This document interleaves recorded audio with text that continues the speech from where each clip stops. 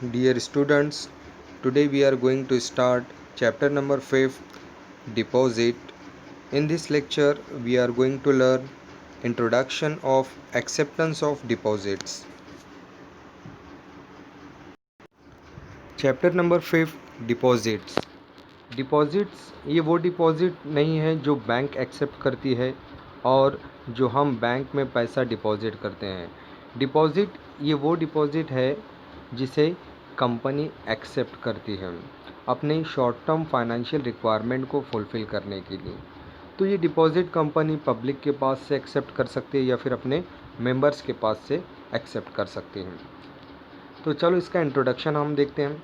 Accepting deposits from the public और from its own members is one of the source of raising funds for a company. Company अपने short term financial requirement को fulfil करने के लिए fund raise कर सकती है public के पास से या फिर अपने ओन मेंबर के पास से डिपॉजिट एक्सेप्ट करके। तो ये भी एक सोर्स ऑफ फाइनेंस है, सोर्स ऑफ फंड है। जब कंपनी को शॉर्ट टर्म कैपिटल की ज़रूरत होती है तो कंपनी डिपॉजिट एक्सेप्ट करती है पब्लिक से और अपने मेंबर से। It is cheaper to raise funds through deposit.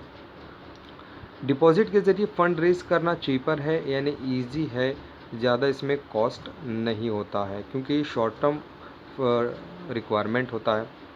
Short term के लिए कंपनी डिपॉजिट एक्सेप्ट करती है। Moreover, there is no dilution of control as it is a type of short-term loan taken by the company. Accepting deposit में dilution of control नहीं होता, यानी इसमें कोई वीकनेस नहीं होता, इसमें कोई ड्रॉबैक्स नहीं होता और इसकी वैल्यू में डिक्रीज़ और इंक्रीज़ नहीं होता है क्योंकि शॉर्ट टर्म के लिए एक्सेप्ट किया जाता है। However, accepting deposits can be a risky option for a company in case it defaults in repaying the deposits. Meaning, कई मर्तबा डिपॉजिट एक्सेप्ट करना कंपनीज के लिए रिस्की भी हो सकता है। अगर कंपनी डिपॉजिट का रीपे करने में डिफ़ॉल्ट करती है या उसकी प्रिंसिपल अमाउंट रीपे नहीं करती या फिर उसका इंटरेस्ट पे नहीं करती, तो इन चीज़ों में अगर डिफ़ॉल्ट करती है तो कंपनी के लिए रिस्की हो सकता है। Meaning and definition of public deposit was discussed in chapter 2. In this chapter, we will learn which company can collect deposit, the term and conditions to be fulfilled, and the procedures to collect the deposit from members and public. तो public deposit का meaning definition हम chapter number 2 में discuss कर चुके हैं कि public deposit एक जो है शॉर्ट टर्म फाइनेंस है।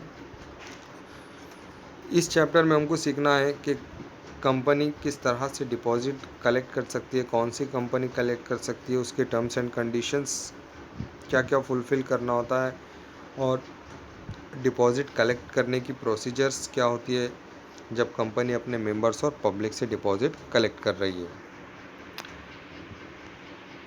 Accepting deposit, acceptance of deposit यानी कौन सी कंपनी डिपॉजिट एक्सेप्ट कर सकती है। All companies accepting deposit accept, सारी कंपनी डिपॉजिट एक्सेप्ट करती है। एक्सेप्ट यानी नीचे दिए हुए कंपनीज को छोड़कर।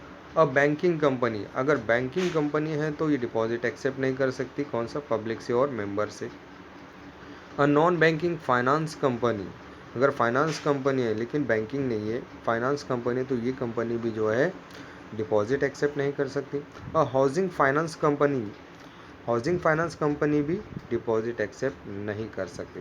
And such other company as the central government will specify how to comply with the provisions of section 73 to 76 of Companies Act 2013, Companies Acceptance of Deposit Rule 2014 and directives issued by the Reserve Bank of India regarding acceptance of deposit। और ऐसी कोई company जिसको central government ने जो है इस permit किया है कि ये कंपनी जो है डिपॉजिट एक्सेप्ट कर सकती है, तो ऐसी सेंट्रल गवर्नमेंट की अप्रूव्ड कंपनी को जो है सेक्शन 73 से सेक्शन 76 जो है कंपनी एक्ट 2013 के जो है ये प्रोविजंस फुलफ़िल करना होता है। उसी के साथ साथ companies acceptance and deposit rule 2014 ये भी फुलफ़िल करना होता है। उसी के साथ directives issued by the reserve bank of India, reserve bank of India ने जो डायरेक्टिव्स इशूड किए यानी जो ऑफिशियल इंस्ट्रक्शंस हैं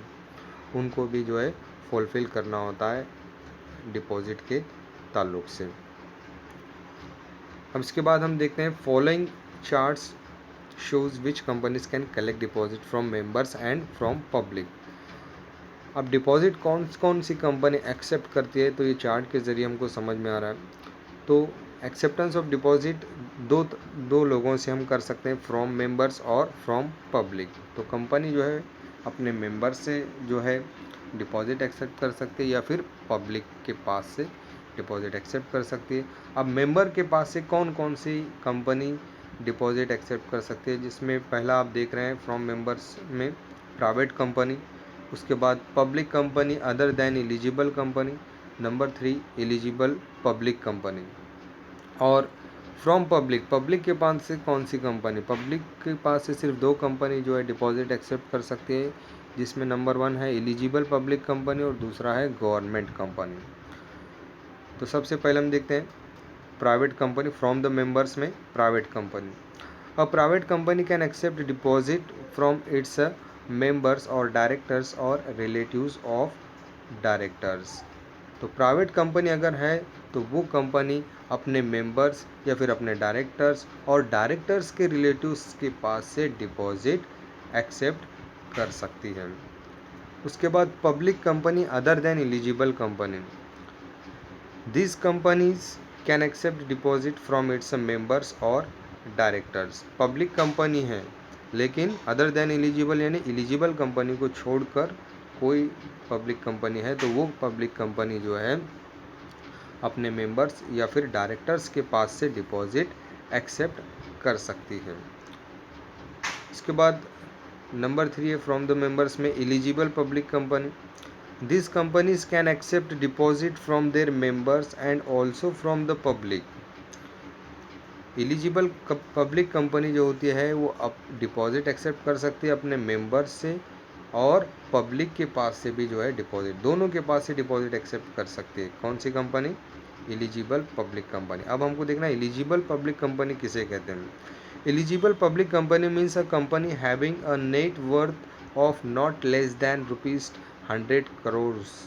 एलिजिबल कंपनी उस कंपनी को, एलिजिबल पब्लिक कंपनी उस कंपनी को कहा जाता है जिसका नेट वर्थ यानी जो नेट कैपिटल होता है 100 करोड़ से कम नहीं होना चाहिए। ये पहली कंडीशन है। अब दूसरी कंडीशन है turnover of not less than ₹500 crore and which has obtained prior approval of its share holders through special resolution for accepting public deposit.